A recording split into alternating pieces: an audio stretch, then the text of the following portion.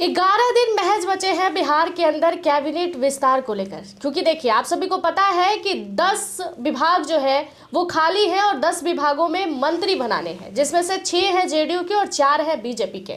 और इसको लेकर राजनीति में चर्चा भी तेज है कि आखिर वो कौन कौन से चेहरे, वो कौन कौन से लोग हैं जो मंत्री बन सकते हैं। लेकिन हमने आपको खबरें ये बताई थी और ये खबरें अब स्पष्ट हो गई है कि नीतीश कुमार ने जो है एक बार फिर से दांवपेच फंसा दिया है। नीतीश कुमार ने कहा है कि मुझे 6 विभाग में मंत्री तो बनाने हैं जेडीयू की तरफ से, लेकिन मुझे 6 नहीं 7 चाहिए। यानी कि उन्हें अपने कैबिनेट के विस्तार में अपने मंत्री ज्यादा चाहिए और विभाग अधिक जेडीयू के पास चाहिए। इस बात से बीजेपी जो है वो टेंशन में हो गई है, क्योंकि हर बार के भांति इस बार भी नीतीश कुमार ने बीजेपी को एक बार फिर से टेंशन दे दिया है। नीतीश कुमार ने कह दिया है कि जो कैबिनेट की विस्तार हुई है उसमें एक विभाग मुझे अधिक चाहिए और अपने एक मंत्री अधिक चाहिए। जी देखिए, पहले तो बात करें उससे पहले मैं आपसे एक प्रश्न पूछना चाहूँगा कि क्या सच में नीतीश चाह रहे हैं? हाँ। मतलब नीतीश चाह रहे हैं, नीतीश अपनी डिमांड रख पा रहे हैं, उस वो हालत में है? पहली बात, अगर वो चाह भी रहे हैं तो इतना तो तय है कि वो नहीं चाह रहे हैं, वो ललन सिंह चाह रहे हैं, वो संजय झा चाह रहे हैं, वो और भी जो लोग उनके हैं इर्द गिर्द वो चाह रहे हैं।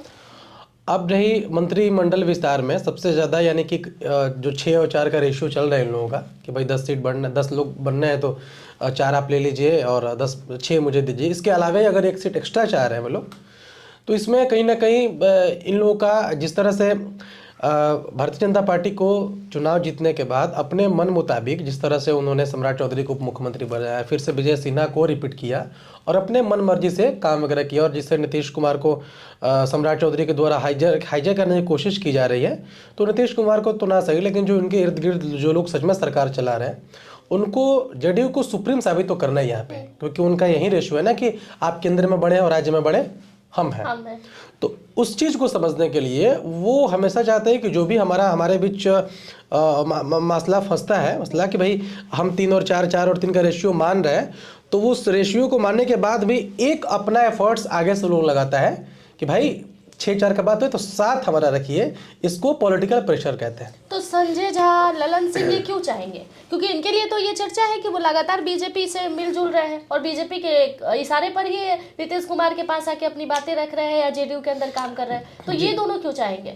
जी बिल्कुल रहेंगे, लेकिन एक बात आपको समझना होगा, ये बड़ा सामान्य बात है समझने के लिए, कि अगर हम सामने वाले के मन के अकॉर्डिंग चल रहे हैं तो ये बड़ा ज़रूरी है कि खुद को मजबूत पेश करें। खुद का घर एक अलग से घर का रुतबा होना चाहिए, बड़ा ज़रूरी है।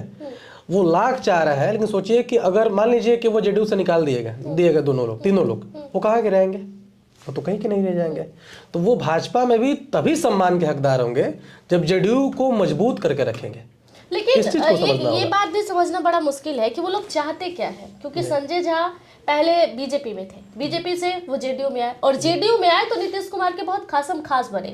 हालांकि चुनाव के दौरान थोड़ा बहुत मनमुटाव नीतीश कुमार और उनके बीच में देखा गया, क्योंकि नीतीश कुमार थोड़ा नाराज चल रहे थे, लेकिन उधर वो बीजेपी से भी मिले हुए हैं, बीजेपी की डिमांड भी नीतीश कुमार के सामने रखते हैं। इधर ये लोग नीतीश कुमार के बेटा निशांत कुमार को भी पार्टी में जल्द से जल्द खरमास बात चुकी है वो शामिल करवाना चाहते हैं। तो ये चाहते हैं कि जेडीयू अच्छे से चलती भी रहे आगे, और इधर बीजेपी के साथ मिलकर जेडीयू का नुकसान भी कर रहा है। तो ये दोनों चाहते क्या है आखिर?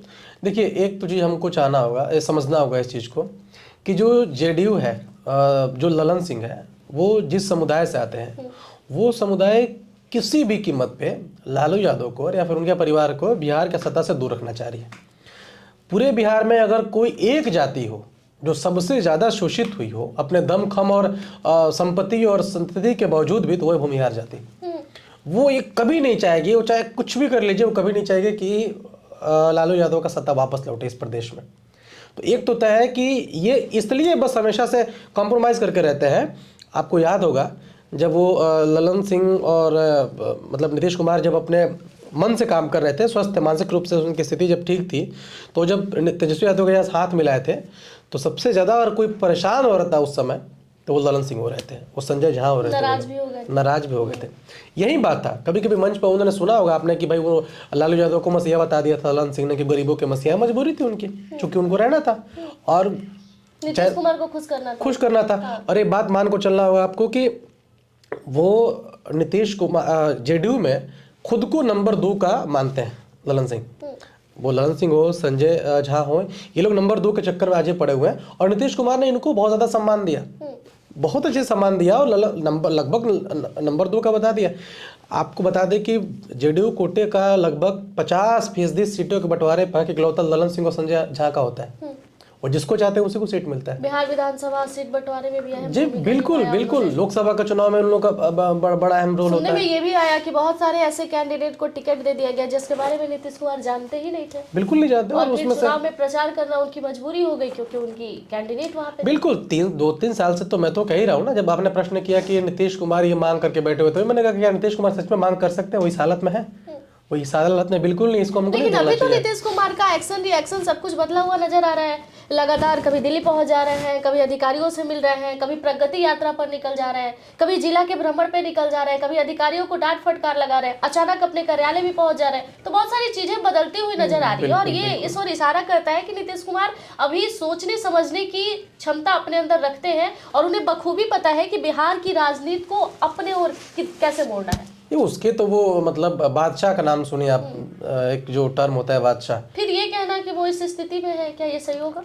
हाँ ये देखिए, इसमें तो कोई दो राय नहीं है। जो जिस नीतीश कुमार को हम लोग देखते हुए आए हैं, वो नीतीश कुमार तो हो ही नहीं सकते। उस नीतीश कुमार को कैसे मान लें?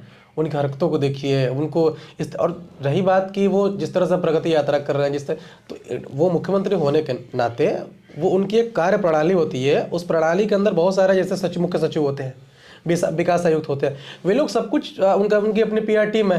अब मुख्यमंत्री को कहाँ ले जाना है, किस तरह से प्रमोट करना है मुख्यमंत्री को। 5 साल के लिए अगर इस प्रदेश में, जो कि अभी डेवलपिंग स्टेट है, उस स्टेट को जनता के सामने कभी शो नहीं होने देना है कि हम एक ऐसे शख्स को मुख्यमंत्री बना दिए जो इस काबिल नहीं हो। और ये कौन कर रहा है? आप ब्यूरोक्रेसी मंदिर से, ये ट्रोलिंग तो चुनाव से पहले भी हो रही थी ना, उसके बाद भी होनी चाहिए। अब देखिए, अब जो भी हरकतें जितनी भी आपने देखा होगा, मुझे नहीं लगता है कोई भी अगर सामान्य आदमी जो कि न्यूट्रल भाव से, सामान्य भाव से, ना किसी का पक्ष और ना किसी का विपक्ष चाहने वाले आदमी से पूछिए कि नीतीश कुमार की हालत कैसे है, तो बताएगा कि वो नीतीश कुमार वो नहीं रहे जिस नीतीश कुमार को हम लोग जानते थे। नीतीश कुमार अब वो नहीं रहे क्योंकि नीतीश कुमार की हड्डियों में अब वो जोश नहीं रही। नीतीश कुमार की हड्डियां पुरानी हो गई, बिल्कुल, उम्र भी हो गया है। लेकिन ये भी कह देना कि नीतीश कुमार बिल्कुल नहीं समझ पा रहे हैं, और नीतीश कुमार को ये नहीं पता है कि हम बिहार के मुख्यमंत्री हैं या है भी या नहीं है, क्योंकि इस बात की भी चर्चा है। उनसे जाके कभी पूछे कि क्या वो मुख्यमंत्री है या नहीं है, वो भूल गए हैं।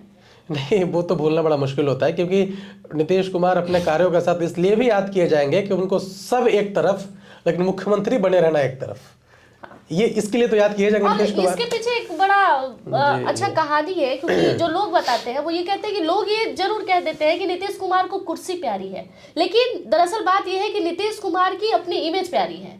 नीतीश कुमार आप जब भी देखते हैं, जब राजद के साथ हो जाते हैं और जैसे ही ईडी सीबीआई की जांच पड़नी शुरू हो जाती है, या फिर बीजेपी को ये पता है कि छवि डाउन करने का कार्य कैसे करना है, या फिर जो भी हो, उस समय विपक्ष जिस तरीके से घेरती है राजद को, तो नीतीश कुमार तुरंत बीजेपी के साथ आ जाता है, क्योंकि परिवारवाद का धब्बा उनको नहीं चाहिए, घोटाले का सरकार उनको नहीं चाहिए, उनको ऐसा कोई व्यक्ति नहीं चाहिए अपने पार्टी में कि जिसके ऊपर दाग हो और वो बार बार ये कहे जाए कि नीतीश कुमार आप अपने साथ क्यों रखे। जी देखिए, मैंने इसीलिए बात बोला आपसे कि जिस तरह से पिछले चुनाव में ट्रोलिंग हुई अशोक चौधरी को लेकर, उनके जो पैसे वगैरह को लेकर, उनके जमीन को लेकर जिस तरह ट्रोलिंग हुई, मुझे लगता है कि वो नीतीश कुमार बस इसीलिए नहीं रहे। अगर नीतीश कुमार वो वाले नीतीश कुमार रहते तो शायद अशोक चौधरी अभी कम से कम जेडीयू में तो नहीं होते। लेकिन अशोक चौधरी की बात आप कर रहे हैं, तो अभी कुछ दिन पहले, चूंकि आपको पता हो कि नए साल आते ही बिहार सरकार ने सभी अधिकारी, सभी मंत्री, सभी विधायकों की एक सूची मांगी थी, जिसमें अपने पूरे जायदाद की कितनी है, क्या है, कितना रकम आपने रखा है, वो सबका डेटा बना के देना था। बस देना नहीं था उन लोगों को जिसकी शादी नहीं हुई है, लेकिन जिनकी शादी हो गई है, अगर वो बच्चे भी हैं तो बच्चे तक का पूरा डेटा जो है वो देना है कि, और नहीं सॉरी, बच्चे का नहीं देना था। जो बच्चा डिपेंड है और शादीशुदा है वो अपने दम पर भी बहुत कुछ कर सकता है, तो उस बच्चे को नहीं देना था बस कि उसके नाम पे कितना प्रॉपर्टी है, लेकिन बाकी उनके घर का सारा डिटेल्स देना था कि किसके नाम पर क्या क्या है। तो उसमें उस तरीके का कोई खुलासा ही नहीं हुआ कि उनके पास इतनी प्रॉपर्टी है। और तब प्रशांत किशोर को लेकर भी लोग चर्चा करने लगे कि क्या वो चुनाव के टाइम में झूठ बोल रहे थे कि उनके नाम पर, उनकी बीवी के नाम पर इतने पैसे हैं, यहाँ जमीन है। जी, ट्रांजैक्शन की बात हुई थी, और जिस जमीन का प्रशांत किशोर ने आरोप लगाया था, तो इस बात को उन्होंने भी एक्सेप्ट किया था कि हाँ वो वाली जमीन है, लेकिन ट्रांजैक्शन वो चूंकि उनके उसमें अभी श्रद्धेय आचार्य जो कुणाल किशोर जी अभी जो नहीं रहे, उनकी भी पत्नी का उन पे नाम आ रहा था, जो उनके बेटे हैं शायन कुणाल, उनका भी नाम उसमें जिक्र आ रहा था कि उनके अकाउंट से ये शानवी चौधरी के मैरिज के बाद ये सब जो जितना वो सब हुआ था उनमें उनका नाम रहा था। हाँ, ट्रोलिंग कुछ ज़्यादा हो गए थे क्योंकि उसमें प्रशांत किशोर को भाई एक बिहार में एक अलग चेहरा हाँ, देखा जा रहा था कि भाई अगर प्रशांत किशोर बोला है तो वो तेज आदमी और गलत नहीं बोल सकता। उसके बाद प्रूफ है, वो हकड़ता था आके मीडिया के सामने, तो इसलिए चीज़ों ट्रोलिंग खींच ज़्यादा ले गई थी, लेकिन उसमें बहुत कुछ गलत नहीं बताया गया था। उन्होंने एक्सेप्ट किया था कि हाँ ये ज़मीन खरीदी हुई है, पटना में इतनी ज़मीन है हमारी, वो इनके नाम हो सकता है या दूसरे के नाम हो सकता है, ये इशू था, लेकिन वो ज़मीन तो है वो और उसमें कर दी गई थी। चलिए बात करते करते हम थोड़ा सा मुद्दा से भटक गए, लेकिन वापस से हम उसी मुद्दे पर आते हैं। क्या बीजेपी नीतीश कुमार को अधिक कैबिनेट में मंत्री देगी, विभाग देगी? इस बात के लिए बीजेपी राजी हो जाएगी? बीजेपी इस बात के लिए मुझे नहीं लगता है कि कैसे भी राजी होने वाली है, क्योंकि देखिए बीजेपी अगर 4 और 6 का रेशियो मान के चल रही है तो एक तो है कि ऑलरेडी भी 2 सीट कम पे एक्सेप्ट करके बैठी हुई है कि भाई हम 4 सीट कम ले रहे हैं और 6 आपको देंगे। उसके बाद भी 7 सीटों के लिए जेडीयू का जिद करना, अगर इस पे भाजपा मान के बैठ जाती है तो एक बात समझिए कि भाजपा का जो प्रोपोगेंडा है स्टार्टिंग से ही कि आज आपको आपसे छोटा मानती है और कल कैसे भी आपके तुलना में आएगी और परसों आपको कैसे भी नीचे कर देगी। तो इस फॉर्मूले पे भारतीय जनता पार्टी कहीं भी काम करती है, तो इसको बस एक सीट नीचे एक्सेप्ट कर लेना बस इसलिए, और पहले से ज़्यादा 2 सीट देने के बावजूद भी किसी भी कीमत पे भारतीय जनता पार्टी मानने वाले नहीं है, इस बात को किसी भी कीमत पे नहीं मानेगी। 11 दिन बचा अब कैबिनेट विस्तार को लेकर। पटना के सड़कों पर एक बैनर लगा है, बिहार मांगे निशांत कुमार। जी हाँ, इस बात को लेकर भी चर्चा तेज है कि खरमास बाद निशांत कुमार को पार्टी में जेडीयू में शामिल किया जाएगा और उन्हें भी उपेंद्र कुशवाहा के बेटे की तरह एक विभाग जो है वो सौंपा जाएगा और बाद में एमएलसी भी बनाया जाएगा। इसकी भी तैयारी चल रही है, लोगों के जबान पर यह चर्चा है। हालांकि इस बात पे कितनी सच्चाई है इसकी कोई पुष्टि नहीं है आधिकारिक, लेकिन इस बात की चर्चा है और राजनीति की पकड़ रखने वाले अच्छे लोग ये बात कह रहे हैं। नीतीश कुमार इस बात के लिए भी राजी हो जाएंगे क्योंकि परिवारवाद वो नहीं देखना चाहते। जी देखिए, इसमें 2 कंडीशन हो सकता है। मुझे ऐसा लगता है कि अगर नीतीश कुमार को ये कभी भी पसंद रहता तो नीतीश कुमार के पास बहुत अच्छा तरीका था निशांत को सेट करने के लिए, और पहले ही सेट कर चुके होते। तो एक बात यह है कि या तो नीतीश कुमार मतलब खुद से नहीं चाह रहे, या तो ये है कि पार्टी में अंतर्द्वंद है। अब अंतर्द्वंद कैसे है कि उदाहरण आपको प्रस्तुत करते हैं। आप हमेशा एक बात हम लोग डिस्कस करते रहते हैं कि भाई जो इंडियन नेशनल कांग्रेस है, हमारी जो कांग्रेस है, क्यों गांधी परिवार का एक सदस्य अध्यक्ष होता है। तो कांग्रेस बहुत पहले की पार्टी है, और अगर कांग्रेस आज एक है तो बात मान कर चलिए कि वो गांधी परिवार के किसी सदस्य के रूप में ही सारे लोग एक्सेप्ट कर लेते हैं कि ठीक है राहुल गांधी रहे, लेकिन कोई दूसरा नहीं हो। क्योंकि कश्मीर से कन्याकुमारी तक कांग्रेस में न जाने कितने तेज तरार नेता तब हुआ करते थे, कितने भी योग्य नेता हैं जो कि अध्यक्ष बन सकते हैं, अपनी जिम्मेदारी प्रस्तुत कर सकते हैं, अंतर्द्वंद होता। तो एक इसलिए बताया मैंने, इसलिए कांग्रेस का उदाहरण दिया कि लास्टली राहुल गांधी को अध्यक्ष बनाने के चक्कर में कांग्रेस सब कुछ खत्म कर चुकी है, सब कुछ बर्बाद करके बैठी हुई है। लेकिन ये तब है कि पार्टी में फूट ना हो, मतलब कभी भी अपने कांग्रेस में अंतर्द्वंद बहुत खुलकर नहीं देखा होगा आप तक। लोग छोड़ के जा रहे हैं अलग बात है, लेकिन अंतर्द्वंद आपको बहुत देखने को नहीं मिला होगा कांग्रेस में। उसका एक ही कारण है कि लोग एक्सेप्ट कर लेते हैं, कोई नहीं तो भाई राहुल गांधी है हमारा, हम उस पर राजी हो जाएंगे। वो कश्मीर से कन्याकुमारी तक के नेता उन पर राजी हो जाते हैं।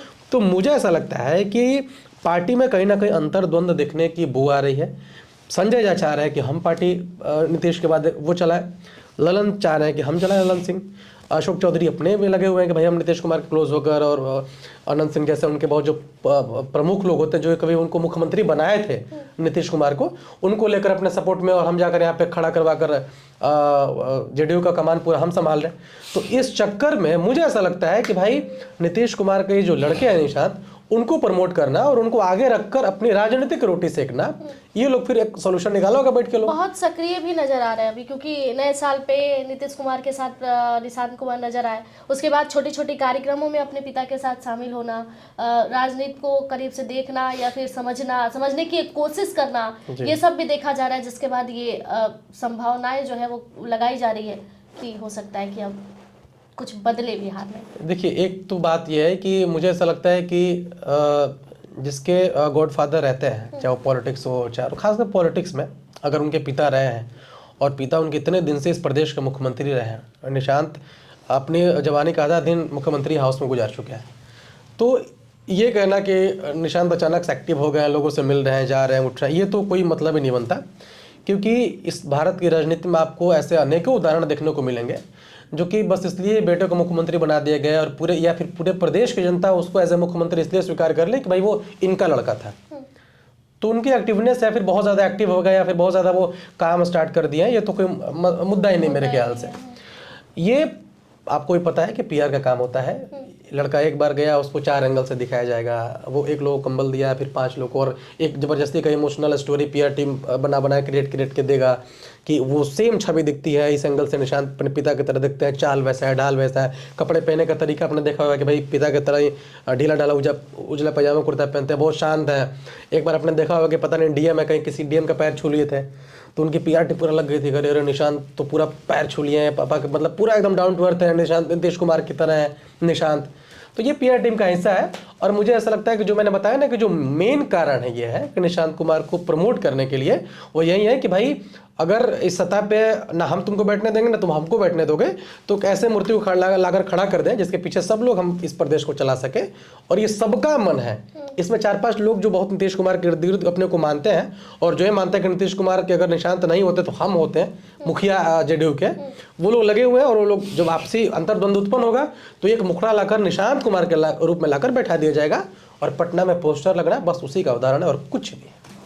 तो देखिए, अभी भी सवाल यही है कि कैबिनेट विस्तार को लेकर जिस तरीके से नीतीश कुमार ने दांवपेच फंसाई है और ये कहा है कि कैबिनेट विस्तार के दौरान एक विभाग और एक मंत्री मेरे अधिक होंगे।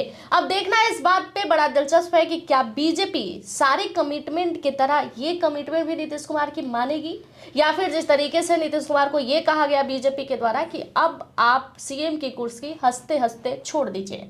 तो ये सारी बातों को देखते हुए लग तो नहीं रहा है कि बीजेपी अब उनकी बातें मानेगी, लेकिन फिर भी देखना बड़ा दिलचस्प है कि क्या बीजेपी इस बार फिर से नीतीश कुमार की शर्तें मानती है या नहीं। धन्यवाद। बाकी की तमाम जानकारियों के लिए जुड़े रहिएगा हमारे साथ।